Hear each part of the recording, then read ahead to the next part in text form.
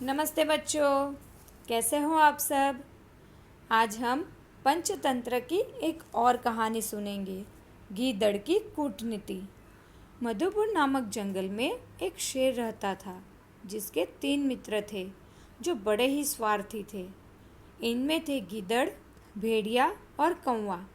इन तीनों ने शेर से इसलिए मित्रता की थी कि शेर जंगल का राजा था और उससे मित्रता होने से कोई शत्रु उनकी ओर आंख उठाकर भी नहीं देख सकता था। यही कारण था कि वे हर समय शेर की जी हुजूरी और चापलूसी किया करते थे। एक बार एक ऊंट अपने साथियों से बिछड़कर इस जंगल में आ गया। इस घने जंगल में उसे बाहर निकलने का कोई रास्ता नहीं मिल रहा था। प्यास और भूख से बेहाल ऊंट का बुरा हाल हो रहा था। वह सोच रहा था कि कहाँ जाए, किधर जाए। दूर दूर तक उसे कोई अपना नज़र नहीं आ रहा था। इत्तेफाक से उस ऊंट पर शेर के इन 3 मित्रों की नज़र पड़ गई। गीदड़ तो वैसे ही चालाकी और धूर्तता में अपना जवाब नहीं रखता था। उसने इस अजनबी मोटे ताजे ऊंट को जंगल में अकेला भटकते देखा तो उसके मुंह में पानी आ गया। उसने भेड़िए और कौवे से कहा, दोस्तों, यदि शेर इस ऊंट को मार दे तो हम कई दिन तक आनंद से बैठकर अपना पेट भर सकते हैं। कितने दिन आराम से कट जाएंगे। हमें कहीं भी शिकार की तलाश में नहीं भटकना पड़ेगा।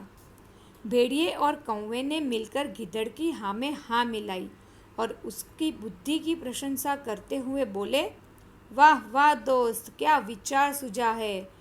इस परदेसी ऊंट को तो शेर 2 मिनट में मार गिराएगा। वह इसका सारा मांस कहाँ खा पाएगा। बचा कुचा सब माल तो अपना ही होगा ना। गीदड़, भेड़िया और कौवा कुटिलता से हंसने लगे। उन तीनों के मन में कूट कूट कर पाप भरा हुआ था। तीनों षड्यंत्रकारी मिलकर अपने मित्र शेर के पास पहुँचे और बोले, आज हम आपके लिए एक खुशखबरी लेकर आए हैं। क्या खुशखबरी है मित्रों, शीघ्र बताओ, शेर ने कहा। महाराज, हमारे जंगल में एक मोटा ताजा ऊंट आया हुआ है। शायद वह काफिले से बिछड़ गया है और अपने साथियों के बिना भटकता फिर रहा है। यदि आप उसका शिकार कर लें तो आनंद आ जाए। आह, क्या मांस है उसके शरीर पर। मांस से भरा पड़ा है उसका शरीर। देखा जाए तो अपने जंगल में मांस से भरे शरीर वाले जानवर है ही कहाँ। केवल हाथियों के शरीर ही मांस से भरे रहते हैं। मगर हाथी अकेले आते ही कहाँ है। जब भी आते हैं झुंड के झुंड। उन्हें मारना कोई सरल बात नहीं। शेर ने उन तीनों की बात सुनी और फिर अपनी मूंछों को हिलाते हुए गुर्राया, ओ मूर्खो, क्या तुम यह नहीं जानते कि हम इस जंगल के राजा हैं। राजा का धर्म है न्याय करना, पाप और पुण्य के दोषों तथा गुणों का विचार करके पापी को सजा देना, पूरी प्रजा को सम्मान की दृष्टि से देखना। मैं भला अपने राज्य में आए उस ऊंट की हत्या कैसे कर सकता हूँ। घर आए किसी भी मेहमान की हत्या करना पाप है। इसलिए तुम जाकर इस मेहमान को सम्मान के साथ हमारे पास लेकर आओ। शेर की बात सुनकर तीनों को बहुत दुख हुआ। उन तीनों ने तो भविष्य के कितने सपने देखे थे। खाने का कई दिन का प्रबंध, ऊंट का मांस, सब कुछ इस शेर ने चौपट कर दिया था। यह कैसा मित्र था जो पाप और पुण्य के चक्कर में पड़कर अपना स्वभाव भूल गया। वे मजबूर थे क्योंकि उन्हें पता था कि शेर की दोस्ती छोड़ते ही उन्हें कोई नहीं पूछेगा। मरता क्या न करता, वैसी बात हो गई थी। तीनों भटकते हुए ऊंट के पास पहुँचे और उसे शेर का संदेश दिया। ऊंट हालांकि जंगल में भटकते भटकते दुखी हो गया था। थकान के कारण उसका बुरा हाल हो रहा था। इस पर भी जब उसने यह सुना कि शेर ने उसे अपने घर पर बुलाया है तो वह डर के मारे कांप उठा, क्योंकि उसे पता था कि शेर मांसाहारी जानवर है और जंगल का राजा भी। उसके सामने जाकर भला सलामती कहाँ। उसकी आंखों में मौत के साए थिरकने लगे। उसने सोचा कि शेर की आज्ञा न मानकर यदि मैं न जाऊं, तब भी जीवन खतरे में है। कोई दूसरे जानवर मुझे खा जाएंगे। इससे तो अच्छा है कि शेर के पास ही चलूं। क्या पता वह सचमुच दोस्ती करना चाहता हो। यही सोचकर वह उनके साथ चल दिया। शेर ने घर आए मेहमान का मित्र की भांति स्वागत किया तो ऊंट का भी भय चला गया। उसने अपनी शरण में पनाह देने के लिए शेर को बहुत बहुत धन्यवाद किया। शेर ने कहा, मित्र, तुम बहुत समय से भटकने के कारण काफ़ी थक गए हो, अतः तुम मेरी गुफा में यहीं आराम कर लो और मैं और मेरे साथी तुम्हारे लिए भोजन का प्रबंध करने जाते हैं। मगर होने को कुछ और ही मंजूर था। उसी दिन शेर और हाथी में एक वृक्ष की पत्तियों को लेकर झगड़ा हो गया। दोनों में भयंकर युद्ध हुआ, जिससे दोनों की बुरी तरह जख्मी हो गए हैं। अंत में दोनों ने अलग अलग राह ली। शेर बुरी तरह घायल हो गया था। उसके दांत भी हिलने लगे थे। जख्मी शेर अब कहाँ शिकार कर सकता था। कई दिन गुजर गए। शेर के सेवक कोई शिकार न ला सके।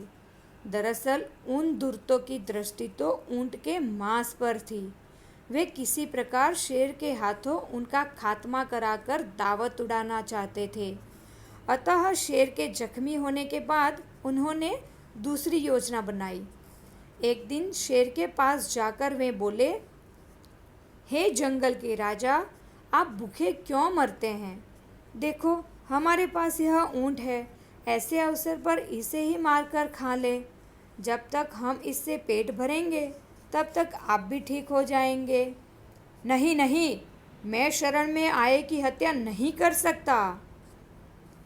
उन्हें तो पहले से ही उम्मीद थी कि शेर उनकी बात नहीं मानेगा। अतः वो अपनी नई योजना के साथ ऊंट के पास पहुँचे।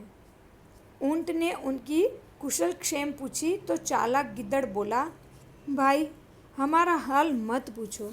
हम बड़ी मुसीबत में फंसे हैं। हमारा तो जीना ही कठिन हो रहा है। शायद 1-2 दिन बाद हम और हमारा राजा शेर भूख से तड़प तड़प कर मर जाएंगे। क्यों? ऐसी कौन सी बात हो गई? मुझे बताओ मित्र। मैंने वनराज का नमक खाया है। मैं उन्हें बचाने के लिए हर कुर्बानी देने को तैयार हूँ। देखो मित्र, शेर जख्मी भी है और भूखा भी। मांस के बिना उसका पेट नहीं भरेगा और उतना मांस हम जुटा नहीं पा रहे हैं।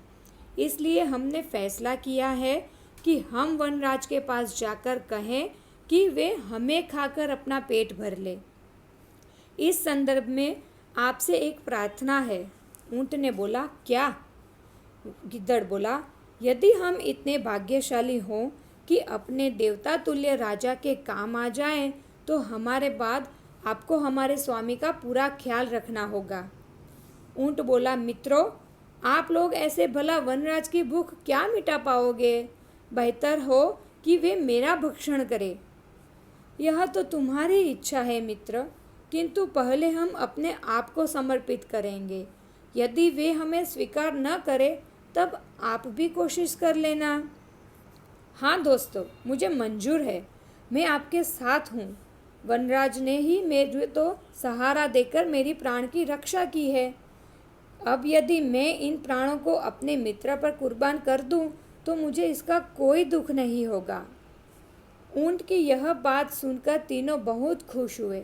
गीदड़ ने भेड़ियों को आंख से इशारा करके धीरे से कहा, फंस गया मूर्ख।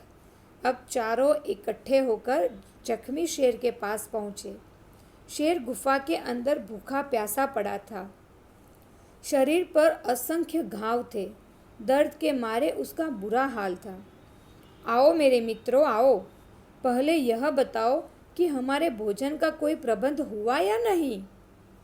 नहीं महाराज, हमें इस बात का बहुत दुख है कि हम सब मिलकर भी आपके लिए खाने का प्रबंध नहीं कर सके।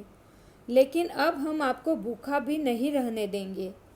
कौवे ने आगे बढ़कर कहा, महाराज आप मुझे खाकर अपनी भूख मिटा लें। अरे कौवे पीछे हट, तुझे खाने से क्या महाराज का पेट भरेगा? अच्छा तो यही होगा कि महाराज मुझे खाकर अपना पेट भर ले, मेरा क्या है? गीदड़ ने बोला। गीदड़ की बात पूरी भी नहीं हो पाई थी कि भेड़िया अपने स्थान से उठकर आगे आया और बोला, भैया गीदड़, तुम्हारे शरीर पर भी इतना मांस कहाँ है जो महाराज का पेट भर जाए? वह चाहे तो मुझे पहले खाए। हमारे लिए उन्होंने सदा शिकार किए हैं, आज पहली बार। यह सब देखकर ऊँट ने भी सोचा कि मुझे भी अपने कर्तव्य का पालन करना चाहिए।